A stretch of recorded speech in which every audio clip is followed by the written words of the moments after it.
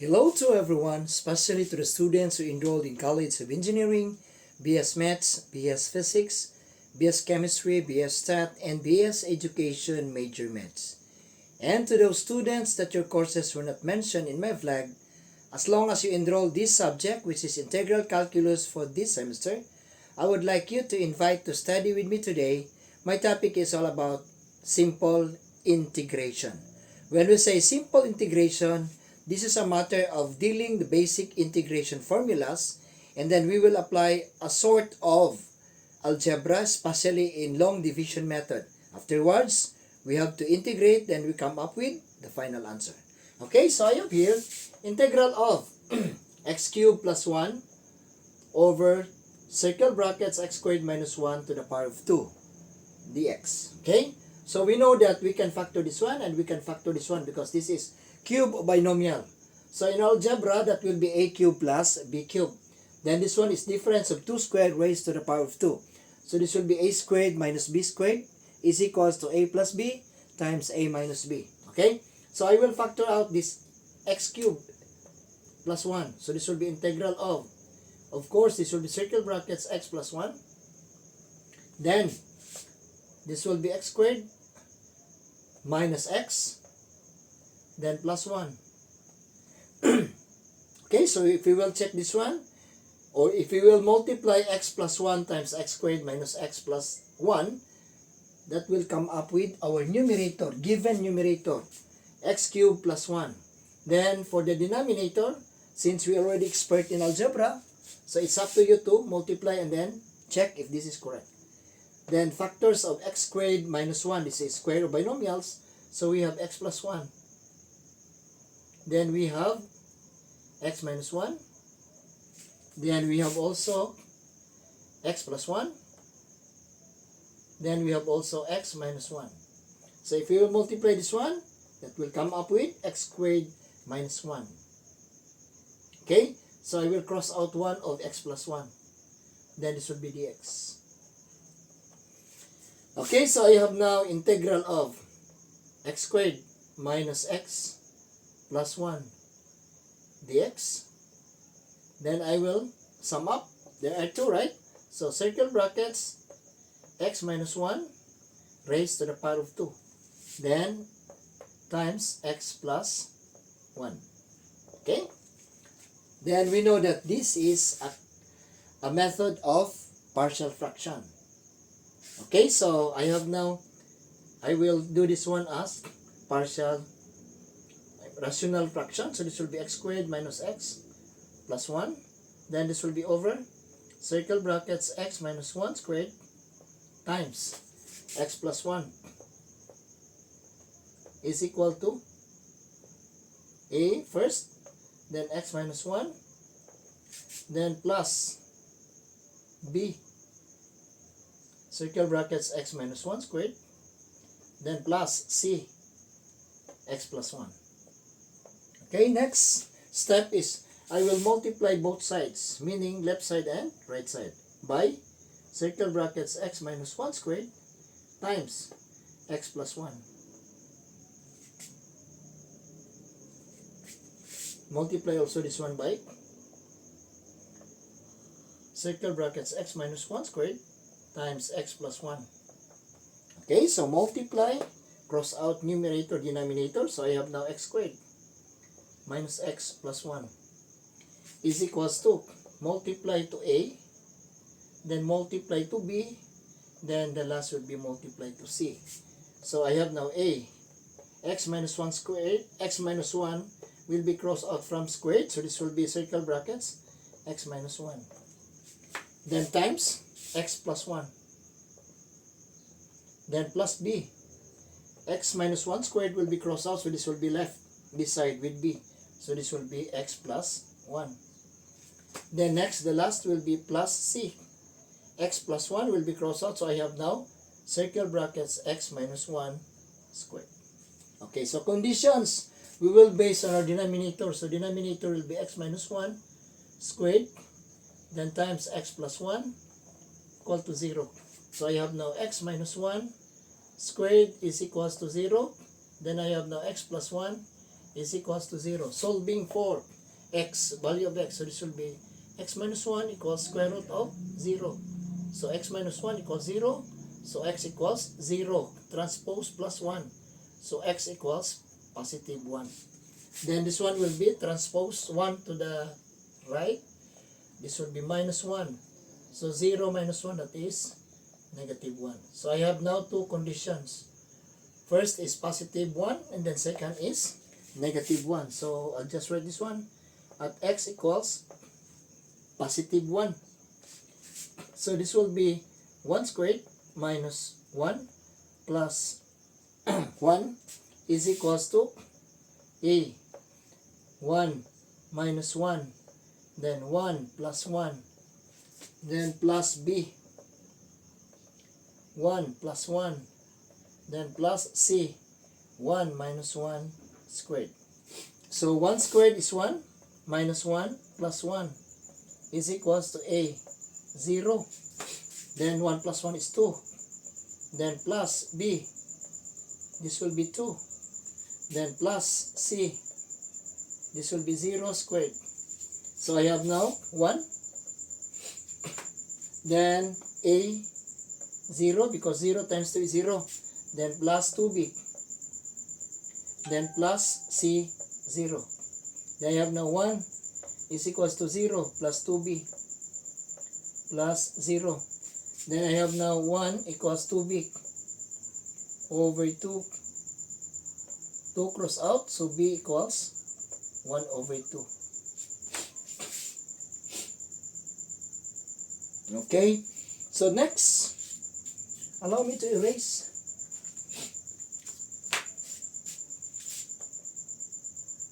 Anyway, this is very easy.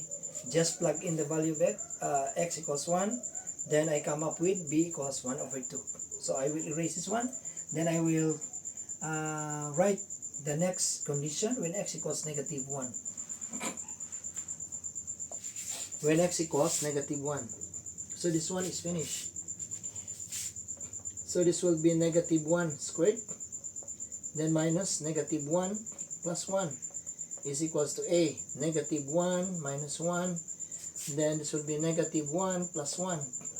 Then plus b negative 1 plus 1. Then plus c negative 1 minus 1 squared. Okay, so 1 positive 1 plus 1 is equals to a negative 2. Then this will be 0. Then plus b 0. Then plus c negative 2 squared. This will be 3 is equals to a, of course, negative 2 times 0, that will be 0, plus b 0. Then this will be plus c 4. Negative 2 squared, that will be positive 4. So 3, 0 plus 0, then plus 4c. So 3 is equals to 4c. Then divide both sides by 4. 4 at the right side will be crossed out. So c equals positive 3 over 4. So I forgot to write here. B is 1/2.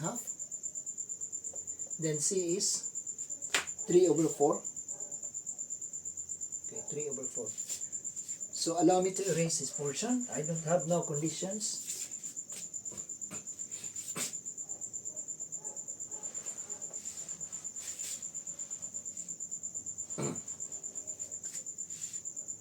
Oh, sorry. So I forgot, I already erased. So I have now x squared minus x plus 1 is equals to a.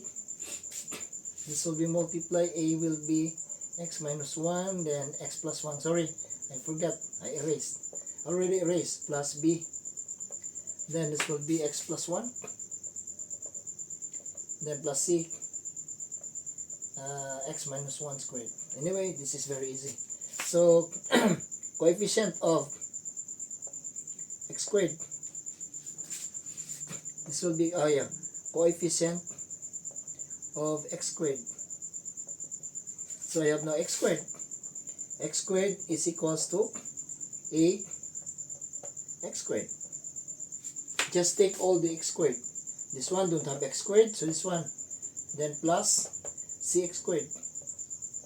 Then factor out at the right. So this will be x squared. So common is x squared. Then I have now a plus c. Then divide by x squared. Everything. So x squared will be crossed out. So 1 equals a plus c. Okay? So 1 equals c is 3 over 4. A plus 3 over 4. So 1 minus 3 over 4 is equals to a. So LCD will be 4. 4 minus 3 equals a. So a equals 1 over 4. Okay? That will be 1 over 4. A equals 1 over 4. Okay, allow me to erase. Then I will start integrating.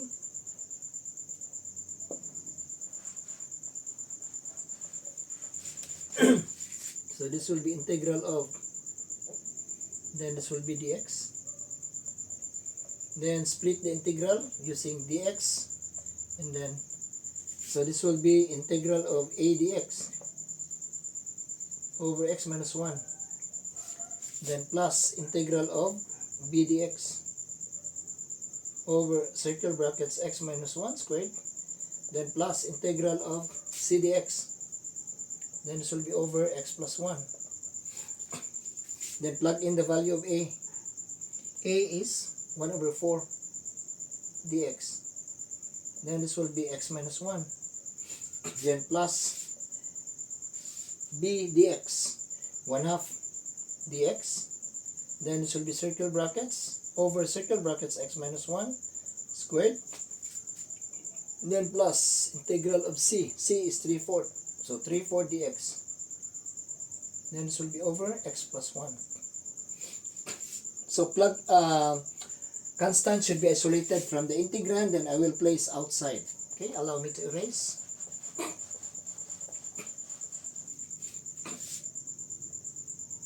So this will be equal to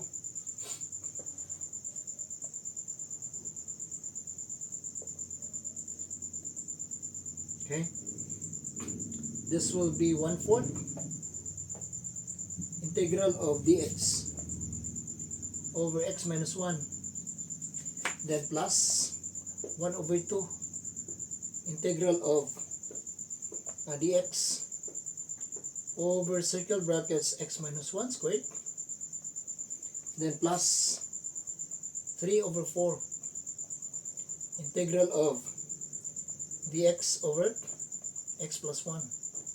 Okay, so take note, this will be dx over x minus 1, then I have 3/4 dx over x plus 1. This will be natural logarithm. This one is basic. So let u will be x minus 1. Differentiating both sides, that will be dx. In here also, u will be x plus 1. Du will be dx.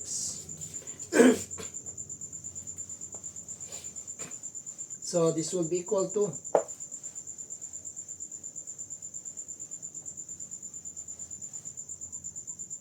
I will start in here.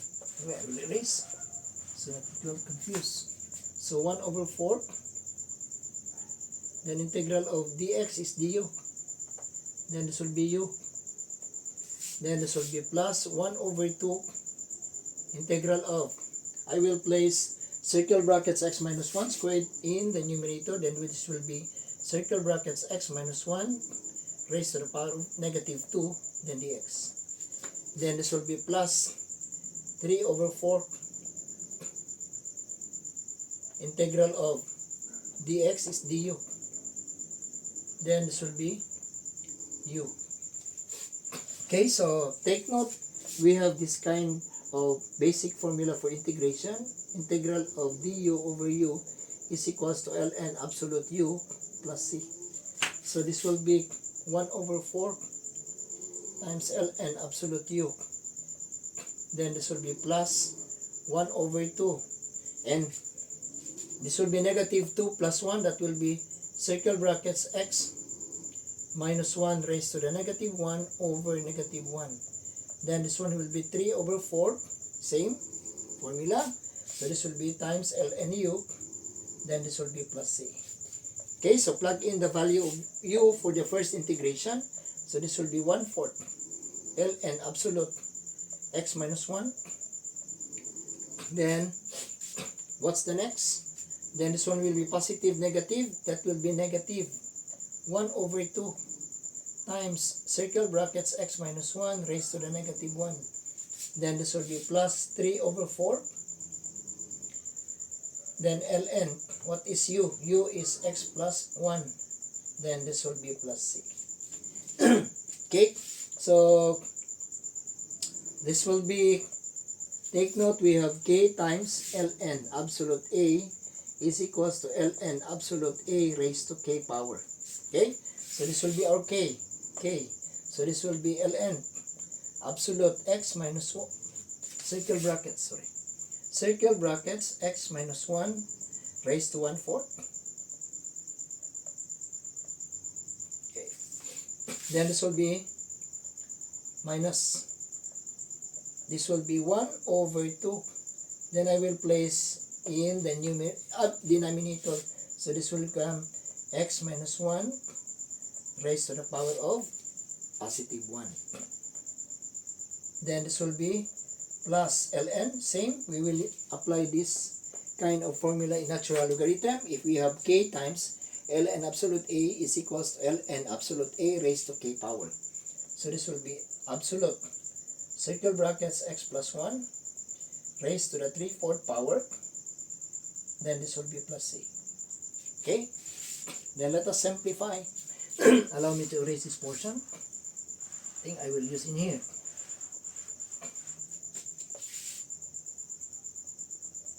So this will be equal to, I'll just rewrite ln absolute so that I will erase this one. Circle brackets x minus 1 raised to 1/4. This is absolute. Then minus 1 over 2 x minus 1. Then plus ln absolute x plus 1, then raised to the 3/4 power plus c. Okay, so I need to erase this one so that I have space, more space to write on the whiteboard. So I will do this one as ln absolute x minus 1 raised to the 1/4 power. Then this will be plus ln absolute circle brackets x plus 1 raised to the 3/4 power absolute. Then this will be minus 1 over 2 times x minus 1. Then this will be plus c. Okay, so take note, we have ln absolute a, then plus ln absolute b is equals to ln absolute ab, or we need to multiply inside the absolute symbol. So meaning this will be equal to ln absolute circle brackets x minus 1 raised to 1/4 times x plus 1 raised to the power of 3/4. This is absolute. Then this will be minus 1 over 2x minus 2. Then this will be plus c. Or I can write this one as ln absolute. This will be 4th root of, so x minus 1. I think I will make it smaller. So this will be ln absolute 4th root x minus 1. Then this will be circle brackets x plus 1 cube. This is absolute.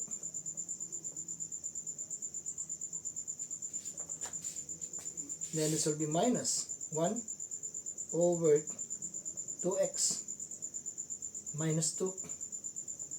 Then this will be plus c. Okay? So I think this will be now my final answer of integral of x cubed plus 1 over circle brackets x squared minus 1 to the power of 2 dx is equals to ln.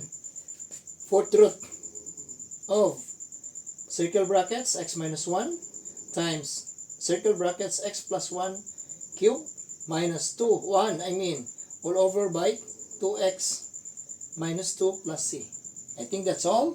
A friendly reminder, if you have questions regarding this matter, just leave your comment or comments in the comment section. Then, if you agree with me, please like and share, and do not forget to subscribe to my YouTube channel, Franz Maths TV. Thanks for watching.